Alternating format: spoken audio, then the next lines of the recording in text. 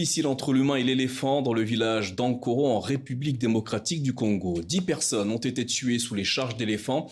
La dernière victime en date, une femme de 60 ans, tuée alors qu'elle se rendait au champ. Les villageois demandent à l'État d'agir. Lola Colomba, Dadi Songozo et Emmanuel Marty. Les images ont fait le tour des réseaux sociaux congolais. Le 4 août dernier, cette habitante du village d'Ankoro, âgée de 63 ans, croise la route d'un éléphant alors qu'elle travaille dans ses champs. L'animal la saisit puis la projette. Elle est tuée sur le coup. Pour les habitants, c'est l'accident de trop. Ils s'en prennent au bureau de l'administration. Nous demandons aux autorités de venir et de chasser les éléphants, car nous ne pouvons plus cultiver la terre. Ils détruisent les bananiers, les palmiers, les papayers, ainsi que nos champs de manioc. Ils marchent sur nos plantations. Nous ne savons plus quoi faire. Le mois dernier déjà, une jeune femme de 18 ans avait trouvé la mort dans les mêmes conditions. Les éléphants ont fait une dizaine de victimes dans le secteur depuis le début de l'année, de quoi révolter les villageois.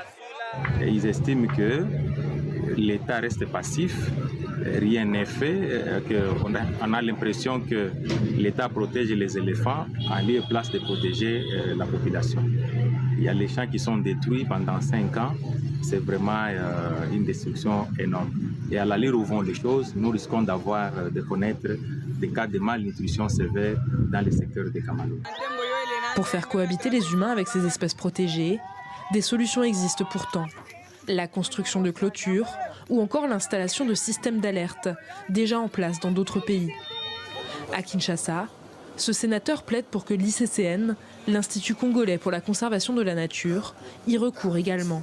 La première fois que nous avons impliqué l'ICCN, une équipe avait été dépêchée à Ankoro et des colliers avaient été placés sur quelques familles de ces éléphants pour essayer un peu de voir quels sont les mouvements dans ces milieux.